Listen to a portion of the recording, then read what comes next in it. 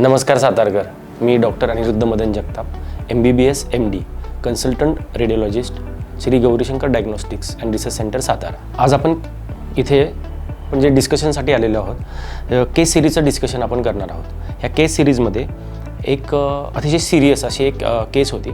साधारण सातारच्या दुर्गम भागातून एक पेशंट आले होते आणि त्या पेशंटला खूप पेन होत होतं, म्हणून ते त्यांचे जे फॅमिली डॉक्टर आहेत त्यांना जाऊन भेटले।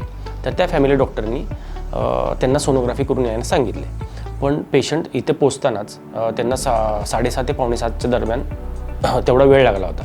आता 6:30-7 नंतर सोनोग्राफी कुठे चालू असेल तर डॉक्टरने सांगितले की फक्त Gaurishankar diagnostics and research centre ही ती सुविधा देतं। आपले साधारण 6 ते 8 ह्या वेळेत सुद्धा संध्याकाळी सोनोग्राफी चालू असते।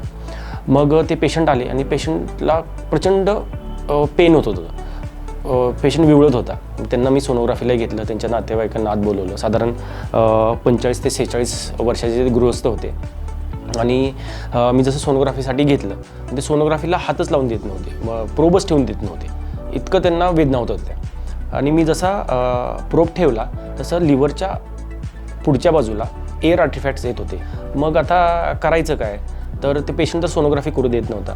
तरी मी नातेवाईकांना पेशंटला समजावून व्यवस्थित सोनोग्राफी करून घेतली, पण बऱ्यापैकी पोटामध्ये हवा असल्यामुळे सोनोग्राफी व्यवस्थित दिसत नव्हतं। मग मी नातेवाईकांना सांगितलं की आपल्याला एक्सरे पण करून घ्यायला लागेल। लगेच आपण पेशंटचा एक्सरे केला। जसा पेशंटचा एक्सरे केला, त्या एक्सरे इरेक्ट ॲब्डोमेन म्हणतात, त्या एक्सरे इरेक्ट ॲब्डोमेनमध्ये आपल्याला काय केलं, पोट आणि छातीचा काही भागाचा आपण घेतो।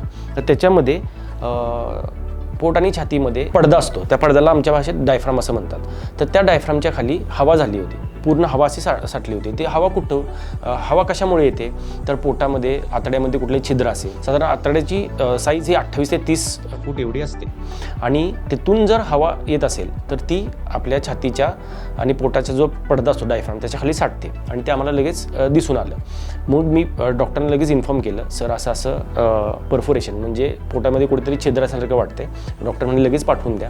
आपण त्या पेशंटला पाठवून दिलं। तो पेशंट गेला, तिथे लगेच ऑपरेट झाला आणि त्या पेशंटचे प्राण वाचले। म्हणून मला असं सांगावंसं वाटतं की फक्त हॉस्पिटल्स नाही तर डायग्नॉस्टिक सेंटर्स हे सुद्धा रुग्णांचे प्राण वाचवण्यासाठी हे अतिशय महत्त्वाची भूमिका बजावतात। कारण असं की Gaurishankar diagnostics and research centre इथे सर्व मॉडेलिटी ह्या एकाच छताखाली आहेत, म्हणजे sonography, X-ray, CT scan, MRI, OPG, pathology, अशा सर्व मॉडेलिटीज ह्या एका छताखाली असल्यामुळे जर रुग्णाचं निदान एका मॉडेलिटीमधून नाही झालं तर ते आपण दुसऱ्या मॉडेलिटीमधून करू शकतो आणि त्याचा फायदा हा रुग्णांना होतो। आणि सर्वात महत्त्वाचं जे आमचं ब्रीदवाक्य आहे की विश्वास अचूक निदानाचा, त्यामुळे तो पेशंट चे प्राण वाचले। ह्या केसवरून मी तुम्हाला सांगू इच्छितो की गौरीशंकर डायग्नोस्टिक्स येथे रोगाचं निदान हे लवकरात लवकर होतं आणि अचूक होतं, तर त्याचा फायदा जास्तीत जास्त सातारकरांनी घ्यावा अशी माझी नम्र विनंती आहे।